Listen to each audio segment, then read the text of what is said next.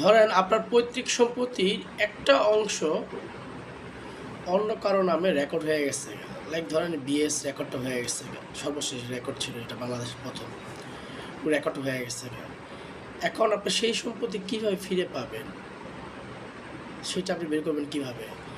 অবশ্যই আপনি যে কোনো উকিলের কাছে গেলে আপনাকে বলবে যে আপনাকে রেকর্ড সংশোধনী মামলা করতে হবে। এখন মামলা না হয় আপনি করলেন, মামলা কিন্তু এই মামলাটা অনেক কারণে করা যায়। নাম ভুল হওয়ার কারণে করা যায়, খতিয়ান বা দাগ ভুল হওয়ার কারণে করা যায়, হ্যাঁ, মোজার নির্দিষ্ট ম্যাপ এসব ভুল, ঠিকানা ভুল, দাগ নাম্বার ভুল, মানে নানান কারণে এই রেকর্ড সংশোধনী মামলাটা করা হয়। এই সবগুলো রেকর্ড একটা অংশ। এখন একজন ব্যক্তি আপনাদের জমিটা তার নামে রেকর্ড করে ফেলছে, এখন আপনি সেটা জানতেন না, এখন আপনি কীভাবে জানবেন যে কী পারপাসে করা হয়েছে? এটার জন্য আপনাকে ওয়ার্কিং ভলিউমের যে ড্রাফট কপি যেটা, এটাকে সংগ্রহ করতে হবে ভূমি অফিস থেকে।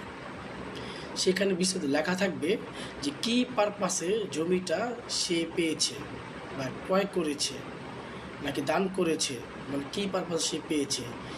তারপরে আপনাকে মামলা করতে হবে, সংশোধনী মামলা করতে হবে। কারণ আপনি ওই রেকর্ডটায় যে ওয়ার্কিং ভলিউম যেটা ড্রাফট কপিটা যখন আপনি দেখবেন, তখনই আপনি বুঝে যাবেন যে মামলায় আপনি জিতবেন না হারবেন। সেটার উপর নির্ভর করেই আপনি মামলা করতে হবে। আশা করি বুঝতে পেরেছেন। ধন্যবাদ সবাইকে। এরকম আরও সুন্দর সুন্দর ভিডিও পেতে আপনারা আমাদের চ্যানেলের সাথে থাকবেন। ধন্যবাদ সবাইকে।